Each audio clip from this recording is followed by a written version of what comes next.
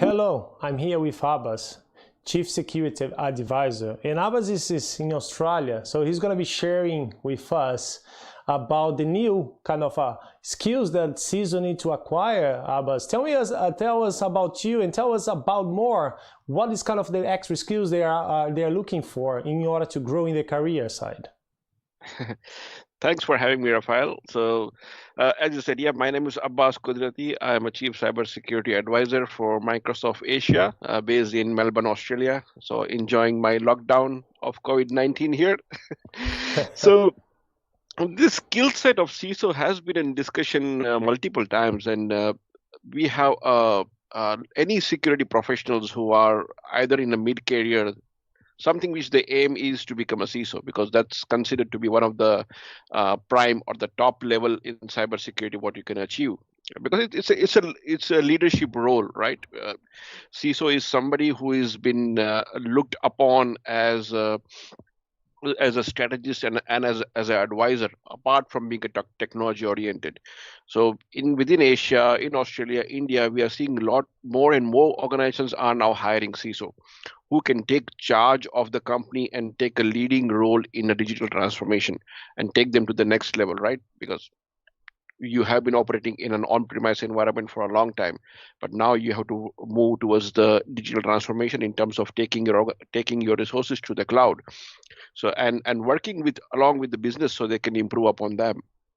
So they are looking for somebody who can take that kind of a charge and help the business to grow. That's the ultimate objective, but also help the business to secure in terms of all the external and internal threats what they are facing through, right? Yeah. No, it's fantastic. In terms of Australia side, share a little bit more what specific that has maybe increased, not only on the skill but on the spectrum of the cybersecurity there. So as Brazil you need to understand as well outside what's happening there, right? Yep. So if you go back 5 to 10 years back, so before joining Microsoft, I used to be a CISO for a number of years. I worked in many countries in Middle East, India, and Australia on a CISO role, and coming from a technology background, so I was always technology focused. And typically, if you look at CISO background, they all mostly come from technology background, because they either have been a penetration tester or a system administrator or being a programmer, and they've been in the company and they grow towards that particular role.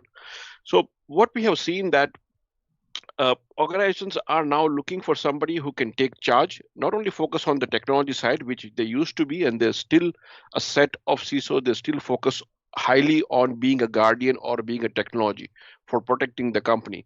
But now they want them to take the charge in terms of helping business, working with them as a strategic advisor in helping them on what are the business risk. Of course, the CISO has to understand what are the business risks they have and align the technology and the security control with that particular business.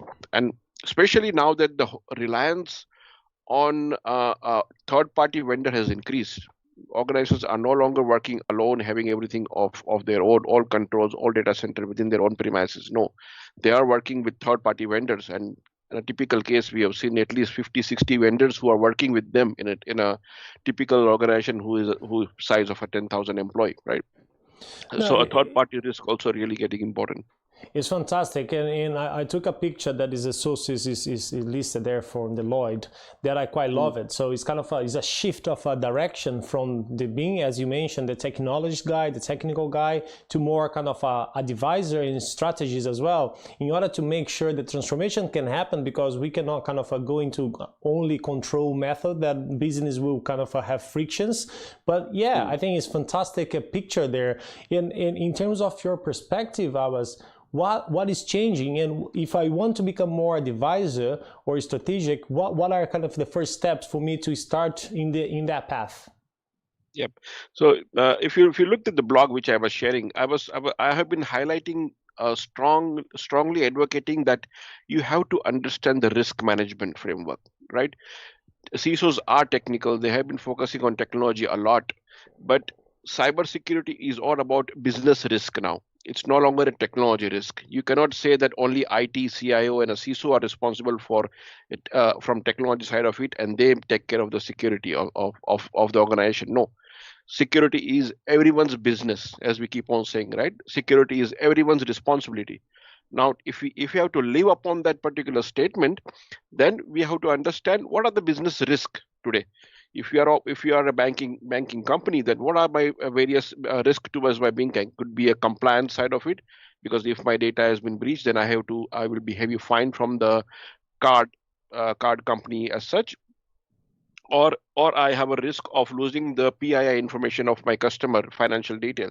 So I need to understand those top risk the business has, and then align all my cybersecurity strategies and framework towards how I can be more supportive to business and helping them in achieving or reducing those risks. So being a strategic advisor, or being more focusing on strategy, which we as per the Deloitte photo what you are sharing on the screen, they have been less focused, but we are seeing more and more increased focus to be more of a strategic in helping to drive that business on a risk strategy and how they can align with the business.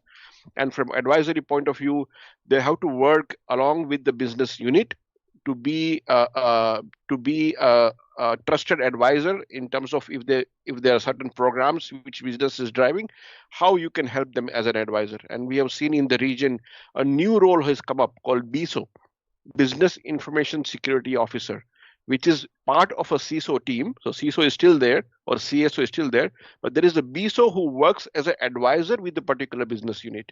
Wow, that's incredible. So it's actually, as we are saying here, so you are saying the BISO is part fundamental to make sure that the security is there, but unlock the business value as well, right? The proposition of making sure the business can move forward. Is that right? Absolutely. You're spot on. Yep.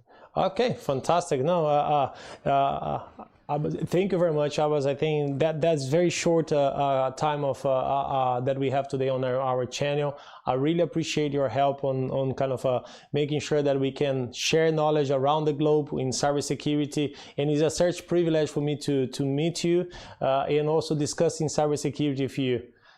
Cheers, as we say in Australia, right? Cheers, mate. Thank you for having me. It's a pleasure talking to you, Rafael. Looking you. forward for many such sessions in future. Bye-bye. Take care.